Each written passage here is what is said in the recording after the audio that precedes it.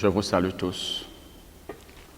Vous êtes les bienvenus à cette séance d'enseignement de la parole de Dieu, de Life in Abundance Ministries, un ministère d'enseignement, de la parole dont le siège se trouve à Yaoundé, au Cameroun.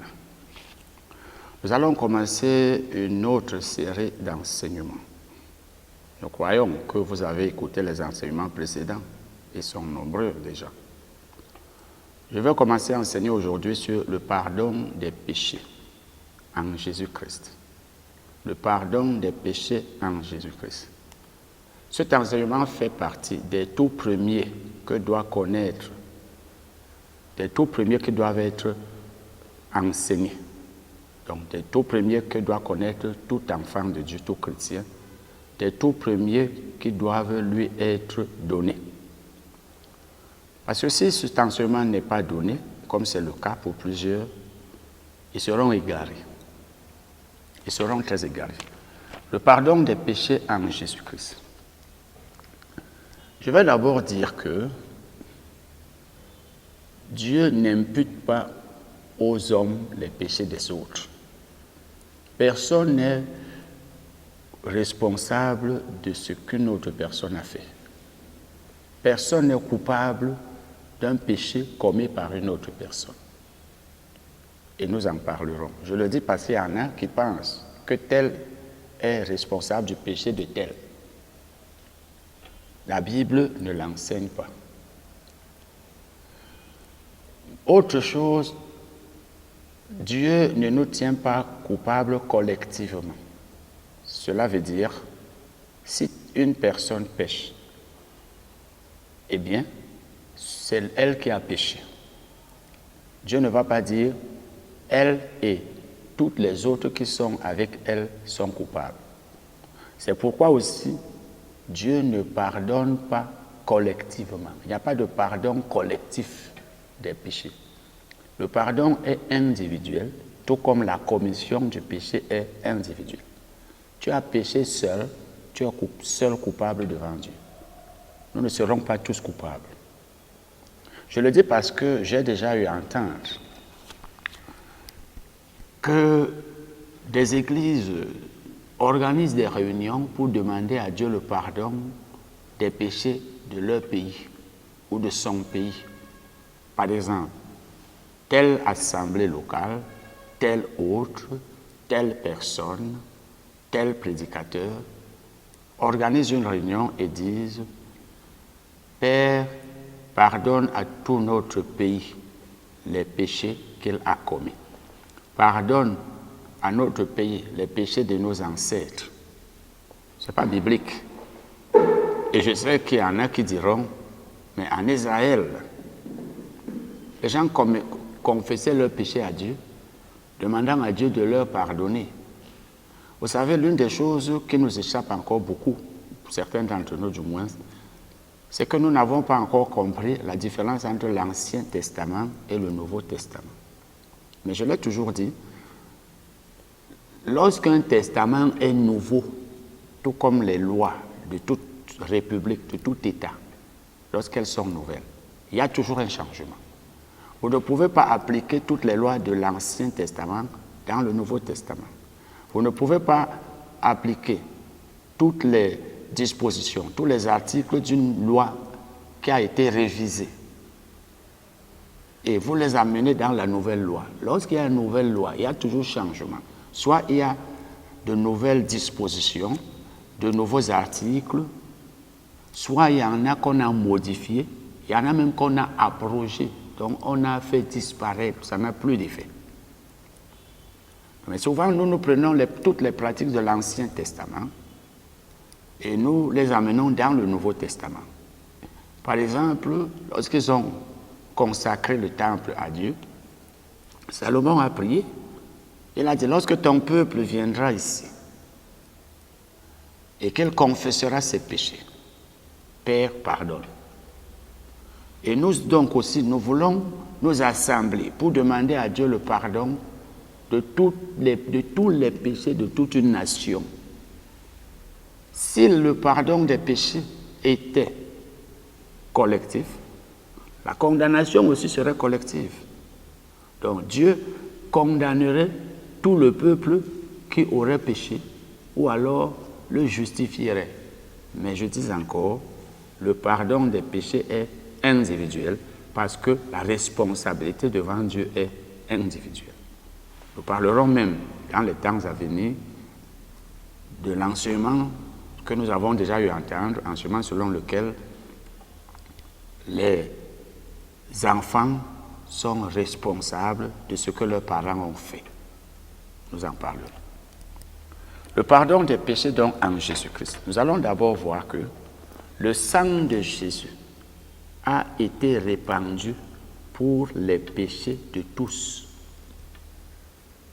Et je vous dis déjà que j'ai eu à écrire il y a environ 15 ans une brochure qui ne coûte que 300 francs, le pardon des péchés en Jésus-Christ.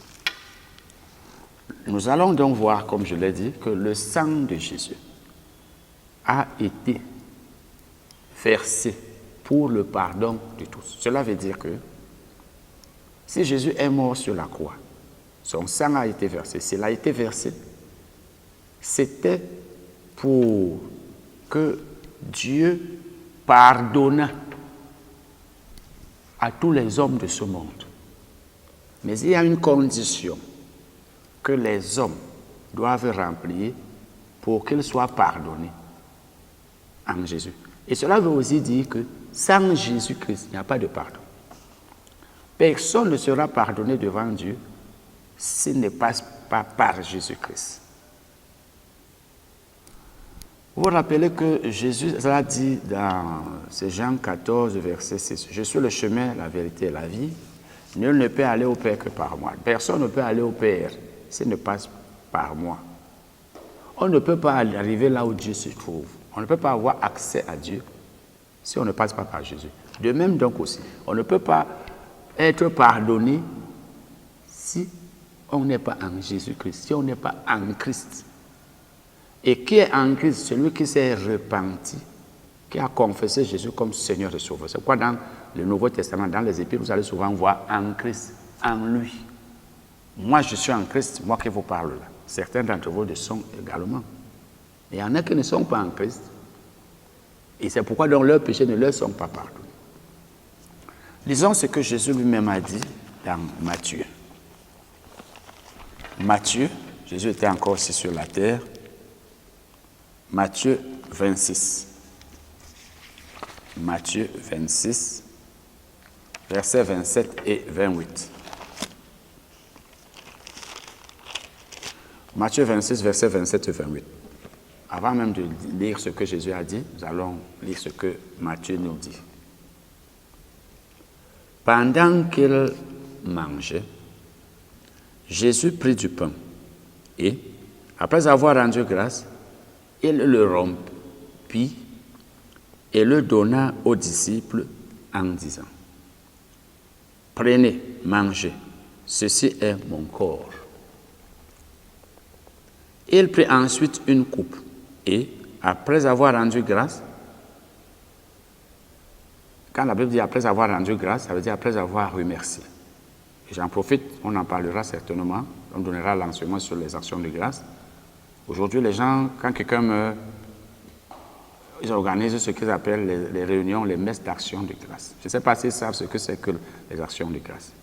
Quand vous organisez une réunion ou alors une messe d'action de grâce, ça veut dire que c'est une réunion, une messe de remerciement. Vous remerciez Dieu parce que la personne est morte ou pourquoi? Ou pour une autre raison. Il prit ensuite une coupe et, après avoir rendu grâce, il leur donna en disant, prenez-en tous. Il dit, pardon, buvez-en tous. Car ceci est mon sang, le sang de l'Alliance, qui est répandu pour plusieurs, pour la rémission des péchés. Pour la rémission des péchés. Il dit, le sang est répandu pour plusieurs, pour la rémission des péchés. Le sang est répandu pour plusieurs. Donc le sang de Jésus a été répandu pour la rémission des péchés. Ce n'est pas pour rien que Jésus est mort sur la croix. C'était pour que les hommes de ce monde fussent pardonnés. Nous allons lire un autre verset. C'est 1 Jean. 1 Jean 2. Ça, c'est l'épître de Jean aux chrétiens, à tous ceux qui ont cru au Seigneur Jésus, à tous ceux qui sont sauvés, à tous ceux qui sont enfants de Dieu, à ceux qui se sont d'abord repentis. Parce qu'on ne peut pas devenir enfant de Dieu sans qu'on se soit repenti, c'est-à-dire sans qu'on se soit détourné des mauvaises voies qu'on suivait, sans qu'on ait abandonné les péchés qu'on commettait, sans qu'on ait reconnu qu'on est pécheur. 1 Jean 2, versets 1 et 2. Jean s'adresse ici aux chrétiens, aux enfants de Dieu. Il dit, mes petits enfants, je vous écris ces choses afin que vous ne péchiez point. Je vous écris ces choses afin que vous ne péchiez point. Donc ne péchez pas, c'est une interdiction. Un enfant de Dieu doit éviter de pécher. Mais cela peut arriver, et cela arrive souvent. S'il pêche, que doit-il faire? Doit-il désespérer? Doit-il penser qu'il sera jeté en enfer? Doit-il penser que Dieu n'est plus avec lui? Jean nous dit ceci. Et si quelqu'un a péché, nous avons un avocat auprès du Père, Jésus-Christ le juste. Donc, le principe, c'est que personne ne doit pécher. L'exception, c'est qu'il y en a qui pécheront. On pourrait même dire qu'il y a des dispositions préventives, un peu comme dans les hôpitaux, on peut prendre des médicaments, par exemple, on peut être vacciné pour que le jour où la maladie arrive, elle ne soit pas grave, ou bien même qu'on n'en soit jamais atteint. Il dit donc, si quelqu'un a péché, nous avons auprès du Père un avocat, Jésus-Christ. Donc nous avons quelqu'un qui nous défend. Il nous défend. Le rôle de l'avocat, c'est de défendre son client pour qu'il ne soit pas condamné. Donc si tu es enfant de Dieu, ne pêche pas. Mais si tu pêches, il y a un avocat, il y a quelqu'un, et c'est parce que tu as cru en lui, qui te défend auprès du Père, puisque tu as cru qu'il est ton Seigneur et Sauveur, qu'il est mort pour tes péchés, et on le verra. Et ce que nous sommes en train de voir, c'est que le sang de Jésus a été répandu pour les péchés de tous, pour le pardon des péchés de tous les hommes. Et c'est ce que Jean nous dit ici au verset 2. Lisons le verset 2. Il parle de Jésus, il est lui-même une victime expiatoire pour nos péchés. Dans l'Ancien Testament, il y avait des victimes expiatoires, des sacrifices expiatoires. Donc, on sacrifiait les animaux pour le pardon des péchés. Mais ce n'était pas définitif, c'était pour un temps. Et il dit donc c'est que Jésus est aussi une victime expiatoire, c'est-à-dire un sacrifice. Jésus a été sacrifié. Jésus s'est laissé sacrifier pour l'expiation de nos péchés. Et il précise, il dit, pour le pardon de nos péchés, il est une victime expiatoire pour nos péchés. Et il dit non seulement pour les nôtres, donc non seulement pour les péchés de ceux qui ont cru en Jésus, nous qui avons cru en Jésus, non seulement pour nos péchés, nous les croyants, mais aussi pour ceux du monde entier. Ça veut dire même celui qui n'a pas cru en Jésus-Christ, eh bien, il devrait savoir, il doit savoir, et nous devons l'aider à savoir que c'est pour lui aussi que Jésus est mort. Donc Jésus n'est pas mort pour certains hommes. Il n'est pas mort seulement, il n'est pas mort seulement pour ceux qui ont déjà cru en lui. Il est mort pour tous, mais il attend que même ceux qui n'ont pas encore cru en lui croient en lui. Donc, le sang de Jésus a été versé, a été répandu pour le pardon de tous les péchés de tous les hommes de ce monde. N'ayons donc pas la tendance, ne soyons pas donc pas en train d'essayer, ou alors n'ayons pas la tendance d'éloigner de Jésus certaines personnes, ou de dire que Dieu a choisi, comme certains le disent souvent. Jésus n'est pas mort pour tout le monde, il y en a qui ne pourront jamais être sauvés. Jésus est mort pour tous les hommes de ce monde.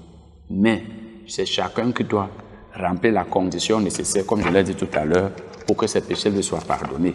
Et vous comprenez donc déjà que, puisqu'il y a une condition individuelle qui doit être remplie, eh bien, il est impossible qu'il y ait un pardon collectif. Donc, si vous êtes de ceux qui organisent des réunions pour dire, Seigneur, pardonne-nous, pardonne à tout notre village, pardonne à toute notre nation, eh bien, tu perds ton temps. Nous allons lire un autre verset.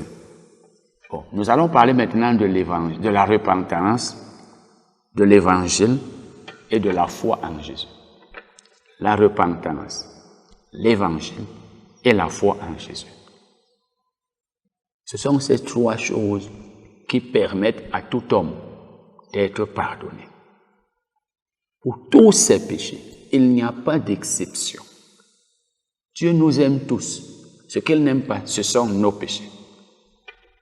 Nous allons donc lire Acte 20, versets 26 et 27. Je veux dire versets 20 et 21.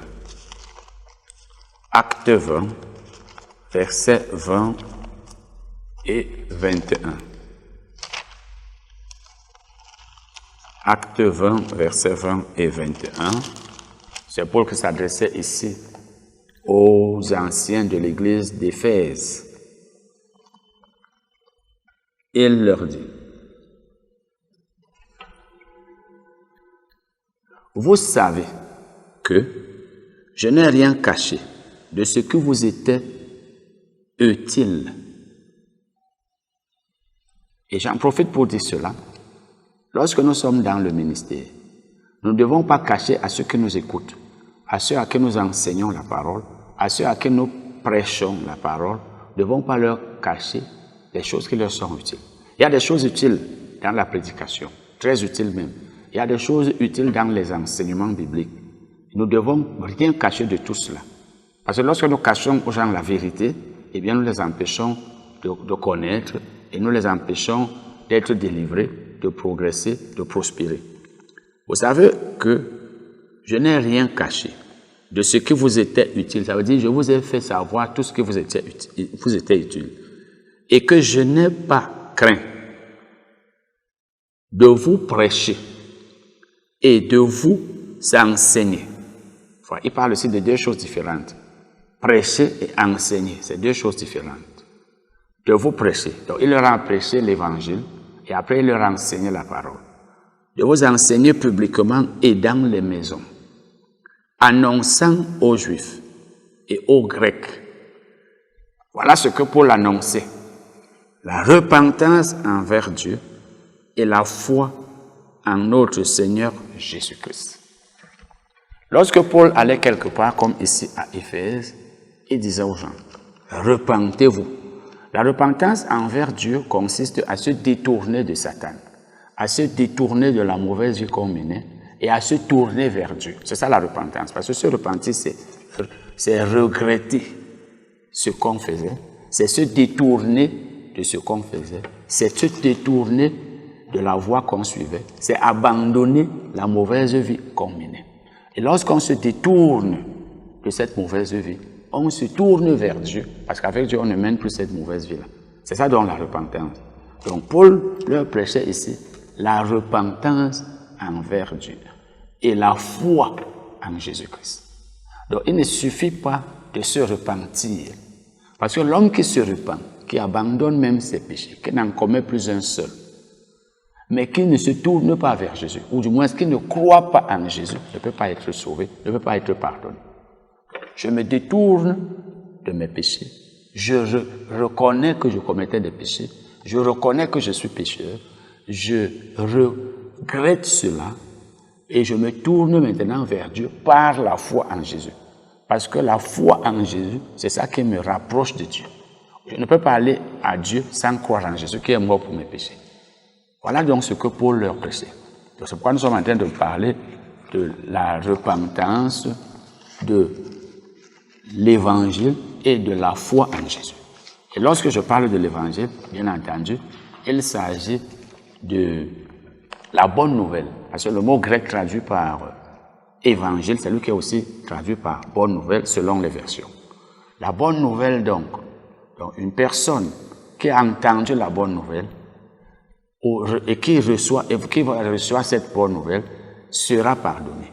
Mais avant cela, il faut qu'elle se repente. C'est pourquoi vous allez voir dans les évangiles qu'il était, lorsqu'on allait parler aux gens, par exemple, Jésus et même Jean-Baptiste, il disait toujours « Repentez-vous et croyez. Repentez-vous et croyez. » Donc, il faut d'abord se repentir, puis croire en Jésus. Beaucoup d'entre nous sommes dans l'église, nous avons cru en Jésus. Nous disons, nous avons cru. J'ai cru au Seigneur Jésus, je suis croyant. Mais nous ne sommes jamais repentis. L'homme qui ne s'est pas encore repenti continue de commettre les mêmes péchés, continue de faire les mêmes mauvaises choses qu'il faisait. Il ne les regrette pas parce qu'il ne s'en est jamais détourné, il ne les a jamais confessés. Or, l'homme qui confesse et qui confesse effectivement, sincèrement, il ne s'agit pas seulement de confesser, de déclarer. C'est comme la confession des péchés à des hommes. Si je demande à quelqu'un de me pardonner, je reconnais que j'ai péché contre lui, je l'ai offensé. Mais dans mon cœur, je ne le crois pas, je dis seulement de la bouche, eh bien, je ne suis pas honnête, je ne suis pas sincère. Donc, certains d'entre nous, nous avons confessé Jésus, mais nous ne nous sommes jamais détournés de notre mauvaise vie. C'est pourquoi, étant même dans l'église, nous continuons de faire les choses mauvaises que nous faisions auparavant, mais nous disons nous nous sommes convertis. La conversion inclut aussi bien la repentance que la foi en Jésus. Donc, il n'y a pas que la foi, il y a d'abord la repentance. C'est cette repentance qui, lorsqu'elle te pousse vers Dieu, t'empêche de rentrer dans les choses mauvaises que tu faisais avant. Nous allons nous arrêter là pour continuer après. Amen.